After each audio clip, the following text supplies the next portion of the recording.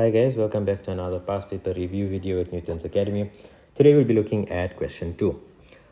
This is a typical organic chemistry question. So before we start with the questions, what I wanted us to do is actually name or draw the compounds that are given.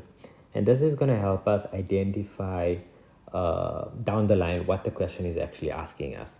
Although this may take a little bit more of your time in the beginning of your question paper, it's going to help us reduce some stress and confusion later on. So what I've done is I've labeled them for us with A being a ketone. How do we know it's a ketone?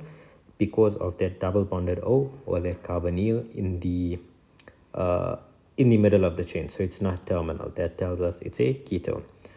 B says propanoic acid. The suffix oic acid tells us that it's a carboxylic acid, and I've just drawn the carboxylic acid there.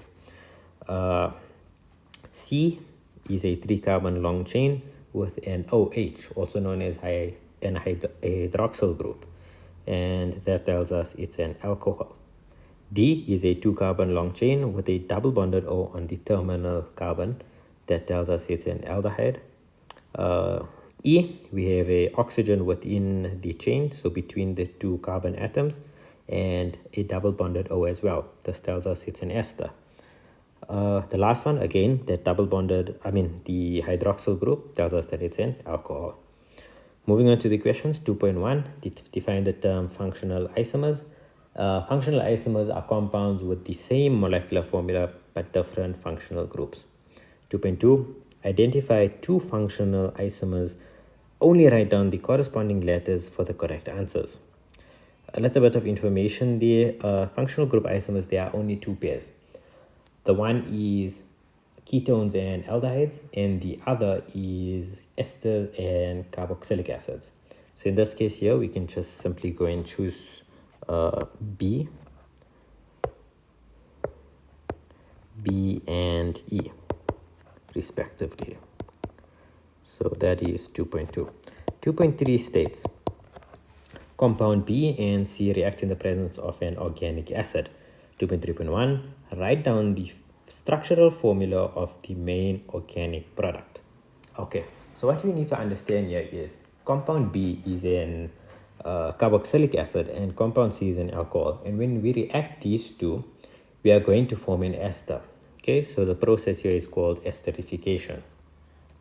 And when drawing the structural formula of an ester or when naming it, we are always going to start with the alcohol derivative. So in this case here, the alcohol is a 3-carbon long chain. So we're going to draw that. On the left, we're going to put in our full set of hydrogens to make up that 4 bonds. And coming to the last one, we're just going to put the oxygen. So we've removed the hydrogen from the alcohol. Okay, that's important to remember. After that, we're going to join it now with the carboxylic acid part, which is going to be propanoic acid. So again, a 3-carbon long chain. So carbon, carbon, carbon. Starting off on the right hand side, we're going to fill it with the hydrogens. And on this side here, we are going to put a carbonyl group. Okay, so that double bonded O. And what you've noticed now is that we've stolen the hydrogen from the alcohol, and now we've stolen a OH or a hydroxyl from the carboxylic acid. And the OH plus the hydrogen will give us water. Okay, and this is why it's known as a condensation reaction, because it produces water. Okay. Moving on, question 2.3.2. The question states, name the organic product. Okay, so again, like I said, we're going to start off with the alcohol derivative.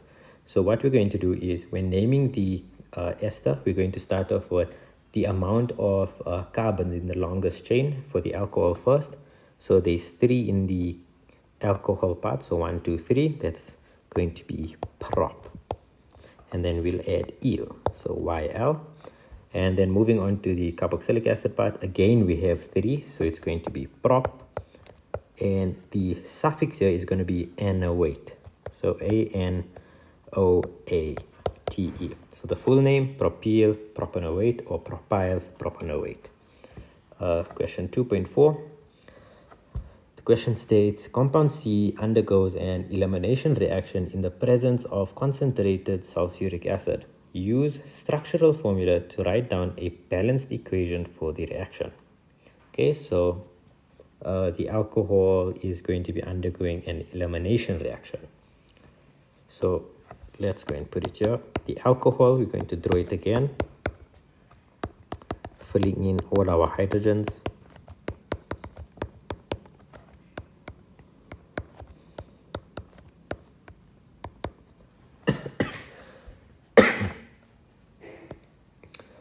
The question reads again, compound C undergoes an elimination reaction in the presence of a concentrated sulfuric acid. Okay, use the structural formula to write down a balanced equation for the reaction. So in this case here, of course, you have to draw your alcohol in, but the sulfuric acid is not really necessary to draw as a structural formula. Okay, so as an elimination reaction, we know that we're going to form an alkene in here. So again, it's still going to be a 3 carbon long. We're going to put in our hydrogens here.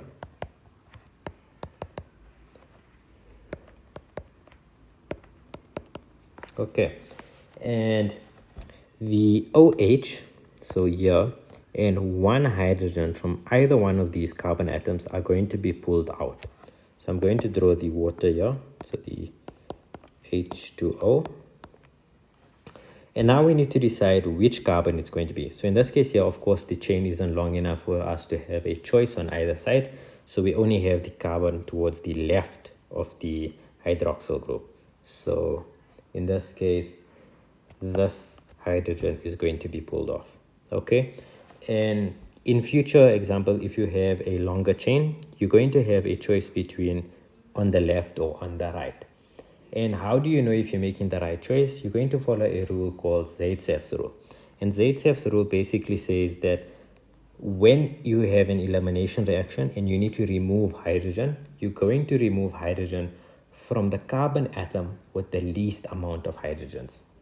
Okay, so something I like to remember it by is that the poor are getting poorer. Okay, so the one with the least amount of hydrogens, that is the one you're going to take from. Okay, so we're going to take it, so it's missing now in the second structural formula, and we're going to replace a double bond between the two carbon atoms. Okay, and that completes our alkene and our water as well. Moving on to question 2.5. The question states, name the specific type of elimination reaction taking place in question 2.4. Okay, so we started off with an alcohol and we got an alkene and water.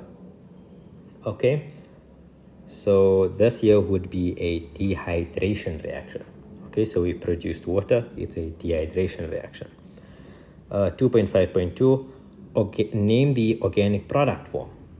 Okay, so they're speaking specifically about an organic product. Okay, so two products will actually form, one being the alkene and the other being the water, but they specifically said organic product. And in this case here, the organic product is going to be the alkene, and they want the name of the alkene. So it's going to be a 3 carbon long alkene, so prop. And in this case here, you need to name the position of the double bond, so it's going to be prop 1 in.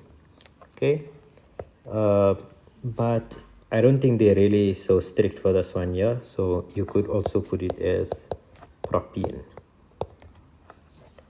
Moving on to question 2.6. The question states, write down the following, the IUPAC name of compound A. Okay, so the IUPAC name of compound A, we've identified compound A to be a ketone. We've also said that it is a 3 carbon long compound, which gives it the name prop. How do we know what is our suffix? Well, suffixes for ketones are going to be the position of the functional group or the double bonded O, followed by the own. So in this case here, the name is going to be prop. The position of the functional group is on the second carbon, so 2 and own. Okay, 2.6.2. Write down the following: the homologous series to which compound D belongs. Okay, so we've already identified it. Compound D is an aldehyde. Okay, I hope this is clear.